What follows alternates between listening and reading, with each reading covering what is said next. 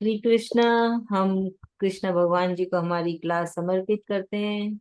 बहुत बहुत धन्यवाद कृष्ण भगवान जी का हमें चुनने के लिए कि हम गीता जी समझ पाए, गीता चैंटिंग कर पाए, कृष्ण के प्रति और भक्ति बढ़े हमारी, और हमारी भूल चूक गलती को माफ करे कृष्ण भगवान को। चैप्टर 12 श्लोका 11। तो कृष्ण भगवान जी हमको बता रहे हैं अलग अलग जरिया, अलग अलग रास्ते, अलग अलग तरीके किस चीज के, भक्ति करने के लिए या पूजा करने के लिए, है ना। जो पूजा कैसे करनी है वो बता रहे हैं कृष्ण भगवान जी। तो जो सभी को पता है, जो बहुत ही आम है, कि भगवान की कोई फोटो है, तस्वीर है, उसके सामने दिया चसा दो, अगरबत्ती लगा दो, फूल चढ़ा दो। ये तो सबको मालूम है, हर किसी को मालूम है। तो यहाँ पे कृष्ण भगवान जी अलग अलग और दूसरे तरीके बता रहे हैं कि वो भी है एक, और भी बहुत सारे है रास्ते। तो ऐसा क्यों कर रहे हैं कृष्ण भगवान? क्योंकि सबका जीवन अलग होता है, सबके भाव अलग होते हैं, सबके विचार अलग होते हैं, सबके सिचुएशन अलग होते हैं। तो जरूरी नहीं है ना कि जो है ना, कि जैसे अगर एक जन है ना ज्ञान से भक्ति कर रहा है, तो दूसरे के लिए ज्ञान जरूरी नहीं है, उसमें शायद इतनी क्षमता ही नहीं हो कि वो ज्ञान ले सके। तो वो क्या सिर्फ स्मरण करके कर सकता है भक्ति, है ना। कोई स्मरण भी नहीं कर पाए, ज्ञान भी नहीं ले पाए, तो वो कर्म करके कर ले भक्ति। तो इसलिए कृष्ण भगवान जी हमें जैसे थाल परोस के दे दिए, अलग अलग पकवान है उसमें, जो मन को भाए वो ले लो और खा लो। तो बस, तो वैसे ही, पर करना जरूरी है। तो यहाँ पे 11 में कृष्ण भगवान जी बता रहे हैं कि उसके पहले बोला था कि सारे कर्म इस भाव से करो कि कृष्ण भगवान जी की मर्जी से हो रहा है, उनके हुक्म से हो रहा है, और उनको समर्पित किया। तो भगवान जी बोल रहे हैं अगर तुम ऐसा भाव भी नहीं ला पा रहे हो कि भगवान की मर्जी से हो रहा है, कृष्ण की मर्जी से हो रहा है, कोई नहीं ला पाएंगे, उसमें क्या है। ऐसे भी होते हैं जो नहीं कर पाते, ये वाली भाव भी नहीं आ पाती उनमें। तो कृष्ण भगवान जी कह रहे हैं कि तुम फिर जो कर्म करते हो उसके बदले में क्या मिलेगा, वो भाव छोड़ दो। मैं ये कर रही हूँ, मुझे क्या फायदा होगा, मैं ये कर रही हूँ, उससे मुझे क्या मिलने वाला है ना। जैसे हम सब लेडीज है, तो हम खाना बना रहे, तो कौन कौन हमारी तारीफ करेगा कि अच्छा स्वादिष्ट खाना बनाए? कौन तारीफ करेगा कि हाँ तुमने घर को संभाल के रखा है, सारा काम किया है? तो वो वाली भाव नहीं होनी चाहिए, कोई उम्मीद नहीं होनी चाहिए, है ना। वो कुछ नहीं सोचना चाहिए, बस कर्म करते चले जाओ। तो ले, कम से कम इतना कर लो कि कुछ भी ना रहे तुम्हारे अंदर इच्छा, है ना, उम्मीद, क्या होगा क्या नहीं होगा। बस कर्म करते गए, कर्म करते गए, और कुछ मत करो, ना कृष्ण का नाम लो, ना ऐसा भाव। कैसे काम चालू होता है? पहले हम ऑफर करते हैं, समर्पित करते हैं, कृष्ण भगवान जी आपको समर्पित किया। फिर हम क्या सोचते हैं कि ये काम हो रहा है आपकी मर्जी से, आपकी हुक्म से। ये एक भाव हुआ, ये दूसरा भाव हुआ, तीसरा हम कर्म कर रहे हैं, उसके बदले हमें क्या मिलेगा। तो वो तीसरा वाला भाव निकाल दो कि मुझे क्या मिलेगा, इससे मेरा क्या फायदा है, मैं ये क्यों करूं, इससे क्या नुकसान होगा, क्या फायदा होगा, ये सब छोड़ दो और सिर्फ कर्म करो। तो ये तो और भी बहुत ही सरल उपाय है। जैसे कि एक उदाहरण ले लेते हैं हम, कोई, चलो एप्पल के पेड़ का ले लिया, एप्पल का वृक्ष। क्या होता है वो वृक्ष, क्या करता है? पूरा विटामिन, पूरे अपने है ना ऊर्जा उस एप्पल में डाल देता है कि वो एप्पल बड़ा स्वादिष्ट, मीठा, सुंदर, लाल बने।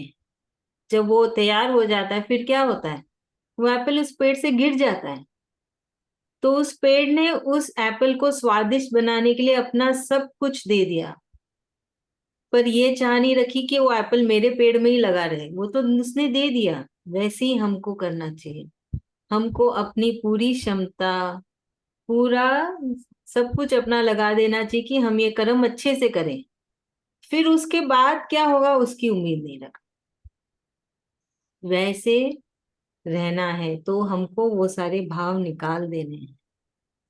तो कृष्ण भगवान जी बोलते हैं, ऐसे कर्म करने वाले को भी मैं अपनाता हूँ, ऐसे कर्म करने वाले को भी भगवत प्राप्ति होती है, मोक्ष की प्राप्ति होती है। तो क्या होता है, उनके कर्म कट जाते हैं ना, क्योंकि उन्होंने कुछ उम्मीद नहीं की, तो कर्म कुछ बंधा ही नहीं। बस कर्म करते चले गए, करते चले गए, तो कुछ प्लस माइनस हुआ ही नहीं, बस लिखा गया कि कर्म किया है। तो मिटता जाता है ना, सारे कर्म मिटते जाते हैं, और सब कर्म मिट जाएंगे तो क्या होगा, हमको कृष्ण भगवान जी मिल जाएंगे, मोक्ष प्राप्ति हो जाएगी, भगवत प्राप्ति हो जाएगी। ये जो समुंदर है मरण और जीवन का, इससे हमको छुटकारा मिल जाएगा। तो यहाँ पे यही समझा रहे कृष्ण भगवान जी कि इस भावना के साथ करिए, कि कोई उम्मीद ना हो, सोचो ही मत कि क्यों करूं, किस लिए करूं, क्या जरूरत है, वो तो नहीं कर रही मैं क्यों करूं, ये तो नहीं कर रही मैं क्यों करूं, उसने नहीं किया मैंने नहीं किया, बहुत कुछ होता है ना हमारे साथ। तो वो सब नहीं करके बस ये मेरा काम है, मेरे को करना है, खत्म। और अच्छे से करना है, बेस्ट, हमको हमारा बेस्ट देना है। तो उसको भी कृष्ण भगवान जी अपना लेते हैं, चाहे वो कृष्ण को याद करे या ना करे, चाहे वो कोई पाठ पूजा करे या ना करे। कर्म योग, ये कर्म संन्यास योग, याद है कर्म संन्यास योग हमने चैप्टर पढ़ा था, तो ये वाला हो जाता है। तो देखिए कृष्ण भगवान ने हमको सारी बातें फिर से याद दिला। तो कोशिश करिएगा कोई भी एक राह पकड़ के चलने की, है ना। तो यहाँ पे बहुत सारे राह बताइए कृष्ण भगवान ने, तो आपको सब में नहीं चलना है। सब में चलेंगे तो अटक जाएंगे ना कहीं उलझ जाएंगे। एक राह पकड़िए जो आपको लगता है आप उस पे चल पाएंगे, उस पे टिके रहेंगे, उस पे चलते ही चले जाएंगे, उस राह में चलिए और फिर कृष्ण प्राप्ति करिए। तो यही बोल रहे कृष्ण भगवान। तो उससे क्या होता है, भगवान जी बोल रहे हैं ऐसे भाव से करने से क्या होता है, आपके अंदर शुद्धता आती है। क्योंकि शुद्धता मतलब आप वो छल आ जाता है ना फिर, कि मेरा फायदा होगा तो ही मैं ये काम करूंगी, तो वो छल हो गया ना।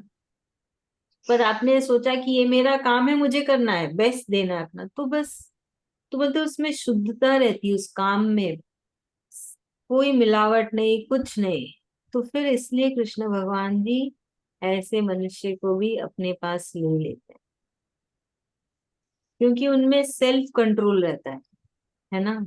और बहुत स्वाभाविक है, आप इधर उधर नहीं देख रहे हैं, इसने नहीं किया तो मैं क्यों करूं, उसने नहीं किया तो मैं क्यों करूं, है ना। तो आपका सेल्फ कंट्रोल है, आपके ऊपर, आपका खुद के ऊपर कंट्रोल है, कि आप यहाँ ताकी नहीं कर रहे हैं, आप सिर्फ अपने काम पे फोकस कर रहे हैं। तो आपका फोकस लेवल भी बढ़ गया, तो आपका काम अपने आप ही अच्छा होने लग जाएगा। तो यही है कृष्ण भगवान जी की। देखो ये तो और भी सरल उपाय है, कृष्ण प्राप्ति भगवत प्राप्ति, ना नाम लेना, ना श्लोका चैंटिंग करनी, कुछ नहीं, बस उम्मीद नहीं रखना है, और अपना कर्म बड़े ही प्रेम से और अच्छे से करना है, बेस्ट जो आप दे सकते हो बेस्ट वो देना। चलिए अभी से रेणु भाभी समझाएंगे। हाँ, कृष्ण भगवान जी बोल रहे हैं कि जो भी कर्म करते हो उसको पूरा लगन से करो। ये मत सोचो कि ये मैं क्यों कर रहा हूँ, वो तो नहीं कर रहा है, या इसका करने से मुझे क्या मिलेगा। तो अपना कर्म करते रहो, अपने आप ही जब तुम करते रहोगे तो भगवान अपने आप ही उसमें खुश हो जाएंगे और भगवान जी की प्राप्ति हो जाएगी। भगवान बोलते हैं कि खाली कर्म करो, उसका फल की इच्छा मत रखो और रुको मत।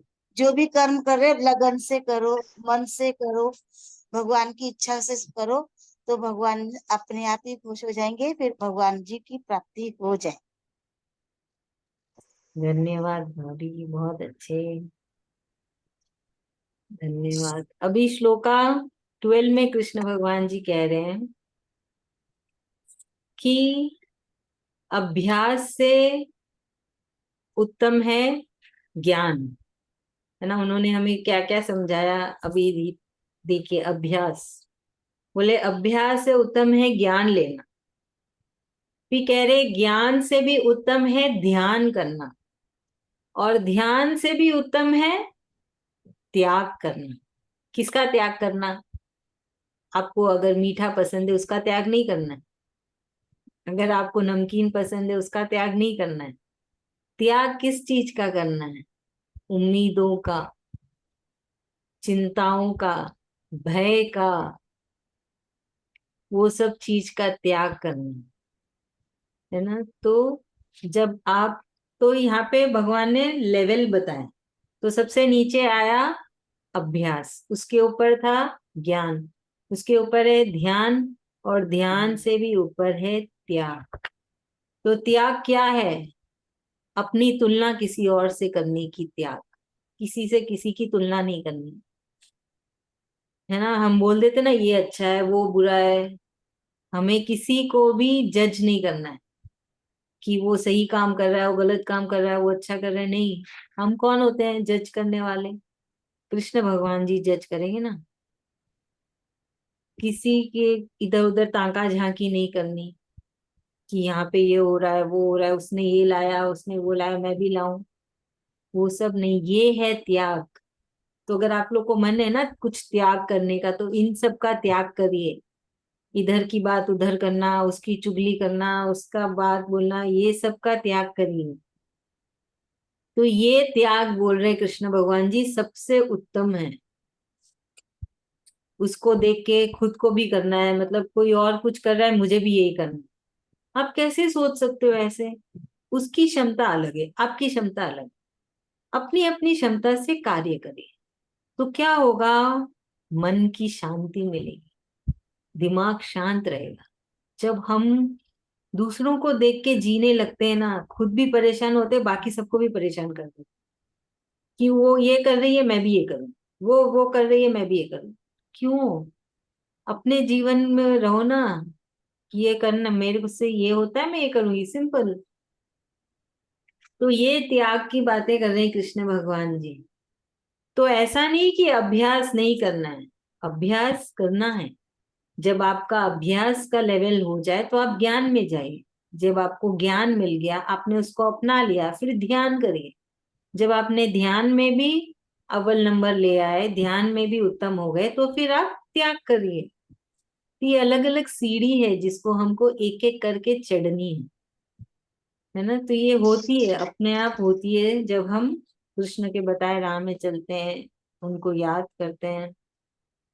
तो याद रखिएगा कृष्ण भगवान जी हमको अलग अलग रास्ते बताए हैं, अलग अलग सीढ़ी बताए हैं कृष्ण प्राप्ति के लिए, है ना। अगर देखिए ये सब बातें क्यों बोल रहे हैं कृष्ण भगवान, क्योंकि अभी जैसे कोई, अभी छोटे बच्चे का एग्जाम्पल ले लेते हैं हम।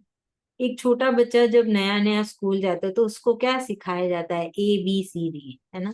उसको थोड़ी ना सीधा एक सेंटेंस बोल देते हैं कि चलो लिखो भगवत गीता इज रिटन, ना Bhagavad Gita is a song of God, मतलब भगवत गीता हमारे कृष्ण भगवान ने कही है, ऐसे थोड़ी बोलते हैं। उसको ABCD सिखाते हैं ना। वैसे ही ये सब कृष्ण भगवान जी स्टेप बाय स्टेप बता रहे हैं कि आपने पहले अभ्यास करना सीख लिया तो ज्ञान लीजिए, ज्ञान लेना सीख लिया तो ध्यान करिए, ध्यान करना सीख लिया तो त्याग करिए। क्योंकि एक साथ सारा दे देंगे तो कोई भी नहीं समझ पाएगा, इसलिए ये सारी बातें देखिए 12th चैप्टर में आ रही है। शुरुआत कैसे हुई थी? कृष्ण भगवान जी ने थोड़ा थोड़ा थोड़ा थोड़ा करके समझाया। वो आपका विश्वास जीत लिए, विश्वास जीतने के बाद ये सारी बातें बता। पहले अगर विश्वास नहीं जीते तो आप ये सारी बातें समझ पाते, अपना पाते? नहीं अपना पाते। तो वैसे ही हम भी अगर किसी को समझाते हैं तो थोड़ा थोड़ा करके समझाइए, पहले उसका विश्वास जीतिए, उसको कॉन्फिडेंस में लीजिए, फिर उसके सामने बॉम्ब फोड़िए। तो यहाँ पे भी कृष्ण भगवान जी ने हमारा कॉन्फिडेंस ले लिया, हमारा मन जीत लिया, अब हम पे बॉम्ब फोड़ रहे हैं, है ना। कठिन से कठिन हमको रास्ते दिखा रहे हैं, पहले आसान आसान दिखा दिए, अब थोड़ा कठिन और कठिन करते जा रहे हैं। भक्ति कैसे कठिन से कठिन की जाए। पर अब हमको कठिन नहीं लग रही, क्या किसी को कठिन लग रही है? मुझे नहीं लगता किसी को भी कठिन लगेगी, क्योंकि आपने अपना लिया कृष्ण को, आपने समझ लिया, स्वीकार लिया।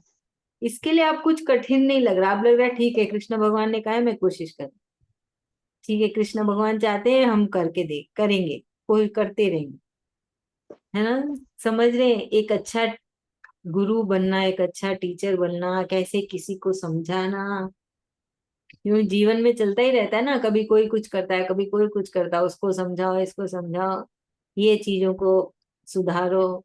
तो ये सब तो सीखना पड़ेगा ना, समझना पड़ेगा कि कैसे टैक्टफुली हैंडल करनी है सब चीजें। चलिए अभी इसे कौन समझाएगा। हाँ, बीना भाभी समझा रही हैं। हाँ जी, हाँ जी। यहाँ कृष्ण भगवान जी बोल रहे हैं स्टेप बाय स्टेप, जैसे ज्ञान, पहले ज्ञान मतलब हम लोग को आना चाहिए, फिर अभ्यास। तो अभ्यास तो खैर वैसे भी बहुत जरूरी है, अभ्यास तो जैसे इंसान को अपनी लाइफ में बहुत ज्यादा जरूरी है, बिना अभ्यास के तो कुछ भी नहीं हो सकता है। हम लोग हर समय हर पल हर एक चीज का अभ्यास करेंगे तभी होगा, बिन अभ्यास के तो होगा भी नहीं। और उसके बाद अभ्यास से ऊपर बताए हैं ध्यान को, ध्यान तक भी आए नहीं है। और उसके बाद है जो त्याग है, तो त्याग तक तो आ गए, लेकिन वो ध्यान बीच में वो छूट गया। हम लोग का अभ्यास तो चल रहा है, ज्ञान तो मतलब भगवान ने चुना है, तो ज्ञान तो मतलब मिल रहा है, और अभ्यास भी चालू है। ध्यान और त्याग, जैसे मतलब हम लोग को त्याग घर का त्याग नहीं करना, किसी चीज का त्याग करना, त्याग जैसे कि मतलब त्याग मतलब ये नहीं है अहंकार अभिमान, ये सब चीज का त्याग करना है। शरीर लाइफ में त्याग, बहुत सी चीज का त्याग है जो हम लोग को, ये नहीं संन्यास लेके त्याग नहीं करना है, हम लोग को घर रह के सब कुछ करते हुए सब कुछ को त्यागना है। तो भगवान स्टेप बाय स्टेप ये समझा रहे हैं कि कैसे हम लोग को लाइफ में करना। फोटो के आगे जैसे पूजा कर लिए, उससे ऊपर उठ गए कि अब भक्ति लोग करते हैं, तो भक्ति ज्यादा मतलब एक आदमी चढ़ावा चढ़ाया और करा, फिर पूजा करा, वो पूजा हो गई, भक्ति करनी भगवान की, जैसे कुछ के बिना मांग के बिना।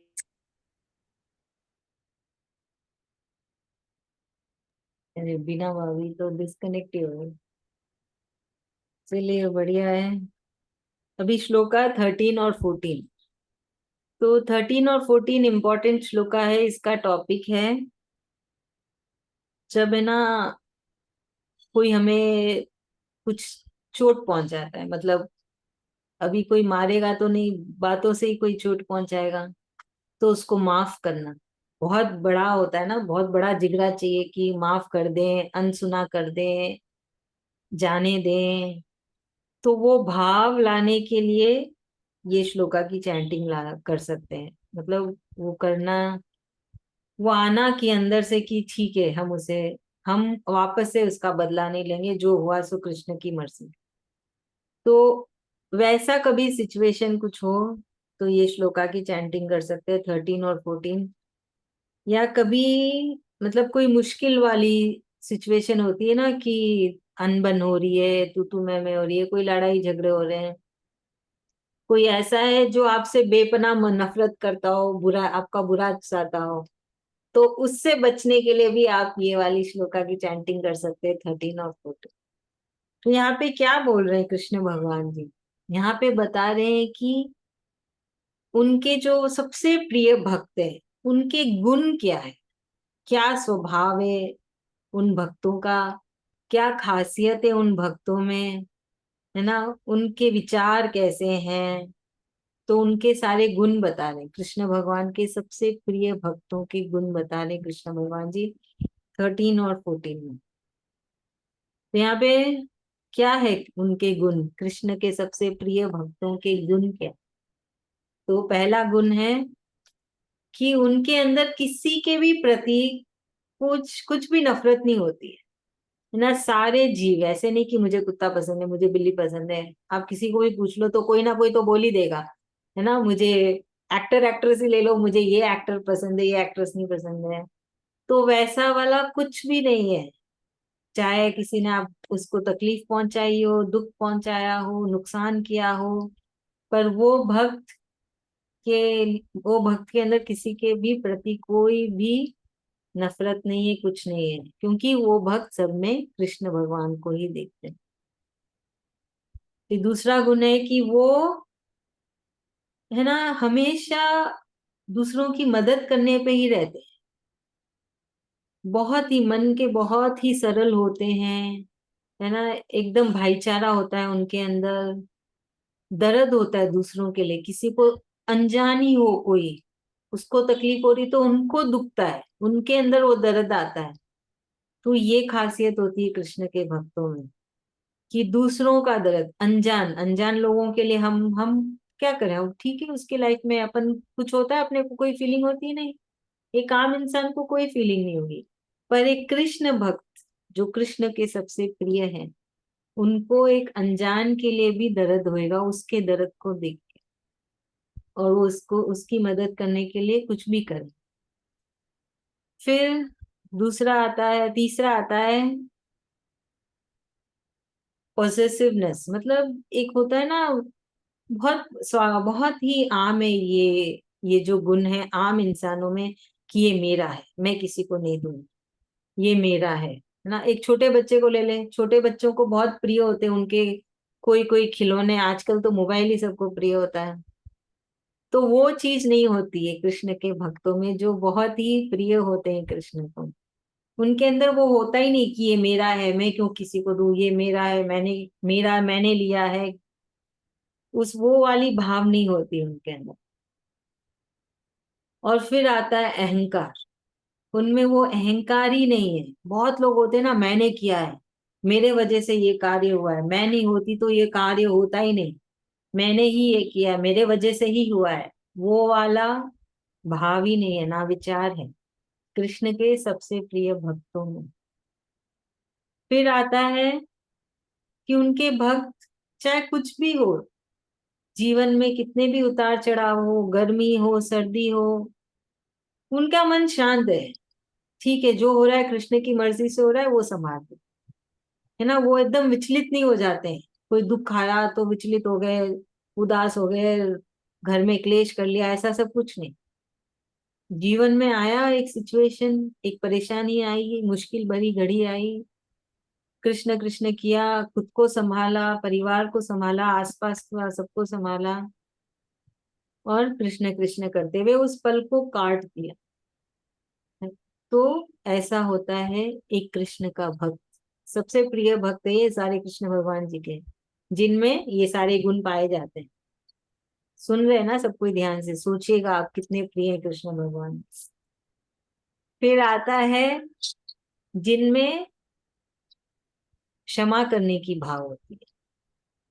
हर कोई तो हमारे अनुकूल होता नहीं, कोई ना कोई तो हमें दुख पहुंचा ही देता है, पर फिर भी हम उन्हें माफ कर दें, तो वो होते हैं कृष्ण के सबसे प्रिय भक्त। कि आपको किसी ने पराये करके, तो परिवार में ही होते ये सारे बातें हैं, कोई अनजान थोड़ी आके कुछ कह जाएगा, अनजान तो आके देखेगा भी नहीं। चोट तो परिवार वाले ही पहुंचाते हैं, जान पहचान के ही पहुंचाते हैं, बड़ा बुरा कह के। पर फिर भी आपने सबको माफ किया, आपके आपके अंदर उसके प्रति कोई बुरी भावना नहीं है, ना कोई नफरत है। तो वो जब भी मिले आप फिर से वैसे ही मुस्कुरा के मिलते हैं, प्रेम से मिलते हैं। तो वो होते हैं कृष्ण के सबसे प्रिय भक्त। फिर है कि जो निरंतर लगातार रोजाना कृष्ण पे ही अपना ध्यान लगाते हैं, कृष्ण की ही भक्ति करते हैं, चाहे कुछ भी हो जाए, कितनी भी मुश्किल वाली घड़ी आए, कितना भी सुख आए, होली दिवाली आ जाए, सबसे बड़े बड़े हमारे फेस्टिवल हैं, फिर भी कृष्ण कृष्ण कर रहे हैं, कृष्ण पे ध्यान लगा के रखें। गणेश जी को मंदिर चले जाते पर दिखते हैं कृष्ण, माता रानी का टाइम चल रहा है पर मुख से निकलता है कृष्ण, कर रहे हैं हम माता रानी की पूजा पर मुख से निकलता है कृष्ण। तो ऐसे गुण वाले हैं कृष्ण भगवान जी के सबसे प्रिय भक्त, जो लगातार कृष्ण पे ध्यान लगा के रखे। तो ये है ध्यान, ये अलग लेवल का ध्यान है। जो एक ध्यान होता है मेडिटेशन, वो तो अलग है। ये भी एक ध्यान ही है कि आप कर्म कर रहे हैं शरीर से, पर आपका मन में और दिमाग में सिर्फ कृष्ण बसे। आप लगातार उन पे ही ध्यान लगाते जा रहे, वो है कृष्ण। फिर और एक गुण है जो बड़े ही संतुष्ट है। क्या चीज से संतुष्ट है? जो मिला है वो जीवन से संतुष्ट, जितना मिला है उसमें संतुष्ट है। मन शांत है, दिमाग शांत है ना। जहाँ पे वो कोई किसी के साथ कोई तुलना नहीं करे, ठीक है मुझे जो मिला मेरे कृष्ण ने दिया, जो कृष्ण भगवान जी की इच्छा वो ही सही। तो ऐसे भाव और ऐसे विचार वाले कृष्ण के सबसे प्रिय भक्त, जो बड़े ही संतुष्ट। बहुत मुश्किल होता है ना, हम यहाँ वहां देख देख के, एक दूसरे को देख देख के, अरे मेरे पास ये नहीं है, नहीं उसके पास तो वो है, उसने ये लिया, मैंने नहीं लिया। खुद परेशान, घर के सारे लोगों को भी परेशान करते हो। वो कृष्ण के भक्त नहीं है। फिर हुआ कि इन भक्तों को पता है कि उनको क्या करना है। मतलब मुझे कितना कृष्ण को याद करना है, कैसे कैसे कृष्ण ने मुझे क्या क्या समझाया, मुझे वो सब करना है। तो वो उन्होंने पूरा ज्ञान समझ लिया, अपना लिया, है ना। इसका क्या मतलब हुआ? जो कृष्ण भगवान जी ने समझाया है, ज्ञान दिया है, क्या दिया कृष्ण भगवान जी ने हमको? कुछ खाने के लिए दिया नहीं, कुछ पहनने के लिए दिया नहीं, उन्होंने क्या दिया? ज्ञान दिया। तो उन भक्तों ने ज्ञान लिया, अपनाया, जीवन में उतारा, उसको समझ लिया, और वो अब क्लियर है कि उन्हें करना क्या है ना। तो वो उस राह में चल पड़ते, और वो एकदम, है ना, बोलते ना जिद्दी कट्टर भक्त होते हैं कि हम करेंगे तो करेंगे चाहे कुछ भी हो जाए। तो वैसे वाले भक्त कृष्ण के सबसे प्रिय होते हैं। फिर सबसे आखिरी आते हैं जो हर पल कृष्ण कृष्ण करते, दिमाग से भी, दिल से भी, शरीर से भी, इंद्रियों से भी, आंखों से भी, सब जगह से, मुख से, कानों से, जिनके रोम रोम में, रग रग में, एक एक सांस में, हर एक खून में सिर्फ कृष्ण बस। तो भगवान जी बोलते हैं वो मुझ में समाये हुए हैं और मैं उनमें समाये, क्योंकि वो हर पल सिर्फ मुझे ही याद कर रहे हैं। तो क्या हुआ? आपने इतनी वाइब्रेशंस भेजी है कृष्ण भगवान जी के पास, है ना। वो वाइब्रेशंस दिखती नहीं है पर कृष्ण भगवान जी के पास पहुंच रही है। तो कृष्ण भगवान जी तो आपके ऊपर ही नजर रखेंगे ना, स्पेशल अटेंशन देंगे आपको, आपके ऊपर स्पेशल नजर रखेंगे, ध्यान रखेंगे। तो आप उनमें समाये हुए हो। कृष्ण तो है ही वैसे भी सब में, पर हमको कृष्ण भगवान जी में रहना है ना। कृष्ण तो हमारे अंदर है ही। तो ये सारी खूबियां हैं। तो यहाँ पे कृष्ण भगवान जी ने 10 खूबियां बताई, या 10 गुण बताए, या 10 लक्षण बताए उनके सबसे प्रिय भक्त के। तो क्यों बताया कृष्ण भगवान ने ये सब? ताकि आप समझिए, सोचिए कि आप में कितने कितने ये सारे गुण हैं, क्या क्या नहीं है। जो नहीं है उसके ऊपर, उसको अपनाने की कोशिश करें, और देखें कि क्या आप सबसे प्रिय भक्त हैं, क्या कृष्ण, क्या आप कृष्ण के सबसे प्रिय हैं। जो वहां पे कृष्ण कहे कि ये मेरा प्रिय भक्त है, ये मेरा खासम खास भक्त है। तो हम देखते हैं कि चैप्टर 12 में कृष्ण भगवान जी ने अपने भक्तों के बारे में कहा है, बहुत सारी, है ना। कैसे भक्ति करनी है, कैसे उनके भक्त होते हैं, कौन उनके प्रिय होते हैं। तो बहुत सारी चीजें बताई है, ये सारी, ये चैप्टर पूरा भक्तों के ऊपर ही है, भक्ति और भक्त। चलिए अभी इसे कौन समझाएगा? हमने आज 4 श्लोक किए। रक्षा आंटी, रेणु भाभी, आपका हो गया? कृष्ण भगवान जी इस 13 और 14 श्लोका में एक सच्चा भक्त भक्तों में कैसे गुण होते हैं, वो कैसा होता है, इसके बारे में बताया है। अलग अलग 10 गुण है वो कृष्ण भगवान ने बताया कि ये जो सच्चा भक्त है, जो भगवान जी के बताए हुए मार्ग पर चलता है और हरदम कृष्ण भक्ति करता रहता है, तन से, मन से, सबसे।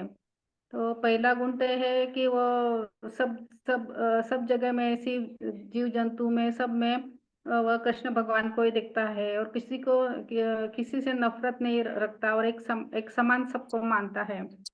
दूसरा है कि वो किसी को दुख नहीं पहुंचाता, किसी का नुकसान नहीं करता, अनजान आदमी का क्यों न हो उसी से अच्छे मन से ही रहता है।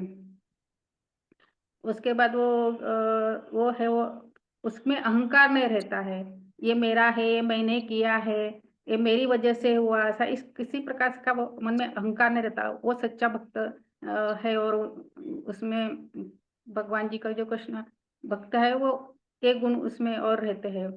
और एक है कि उसका मन हमेशा शांत रहता है कि किसी भी परिस्थिति हो, कोई सी भी हो, चाहे तकलीफ हो, सुख में तो वैसे भी आदमी अच्छा ही रहता है, लेकिन दुख आए, तकलीफ आए, फिर भी वो शांत रहता है।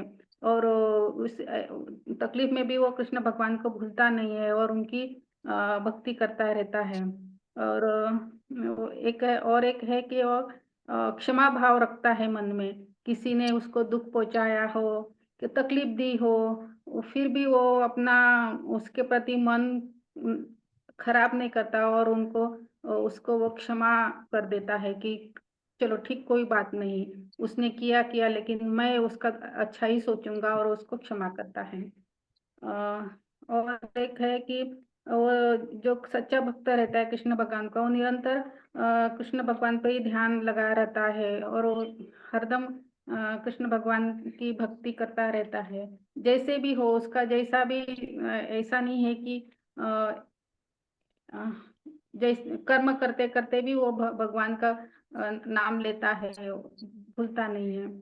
और एक है कि वो हरदम संतुष्ट रहता है, जो भगवान ने उसको दिया है जीवन में, वो दूसरों का देख के उसके मन में ऐसा नहीं होता कि अरे मेरे पास ये नहीं, मेरे पास वो नहीं, उसके पास इतना है, मेरे पास कम है, ऐसा वो सोचता नहीं है। जो है उसमें वो संतुष्ट रहता है और वो सोचता है कि चलो कोई बात नहीं, भगवान ने मुझे, कृष्ण भगवान ने मुझे ऐसा ही मतलब अच्छे मन से ही दिया है, तो मैं उसे जो दिया है उसे खुशी खुशी अपनाऊं और उसमें अच्छे से रह के कृष्ण भगवान की भक्ति करता रहता है। और भगवान जी बोलते हैं कि ये सब जो भगवान जी ने जो रास्ते बताए हैं कि भक्ति के, और वो सब अपनाता है। जो भक्त अपनाता है उससे वैसे उनके बताए मार्ग पे चलता रहता है और कृष्ण भक्ति करता है, उस वो कृष्ण भगवान जी को वो भक्त बहुत प्रिय लगते हैं और वो भक्त को अपने में समा लेते हैं। थैंक यू आंटी, बहुत अच्छे, बहुत बहुत धन्यवाद। अभी हम आज की चैंटिंग कर लेते हैं। रेणु भाभी चैंटिंग करेंगे। हाँ जी भाभी। चैप्टर 12 श्लोका 11। अथैत अथैत दप्य शक्तोसी दप्यश दप्यशक्तोषि कर्तुम कर्तुं मद्योग मद्योग माश्रितः माश्रितः सर्वकर्म सर्वकर्म फलत्यागम फलत्यागं ततः कुरु ततः कुरु यतात्मवान्। यतात्मवान्। श्लोका 12। श्रेयो हि श्रेयो हि ज्ञानमभ्यासाच् ज्ञानम् अभ्यासाज् ज्ञानादज्ञानम् ज्ञानाद् विशिष्यते। विशिष्यते।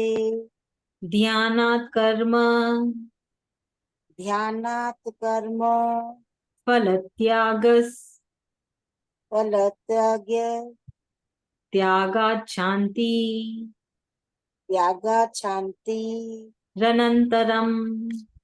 अनन्तरम्। श्लोका 13।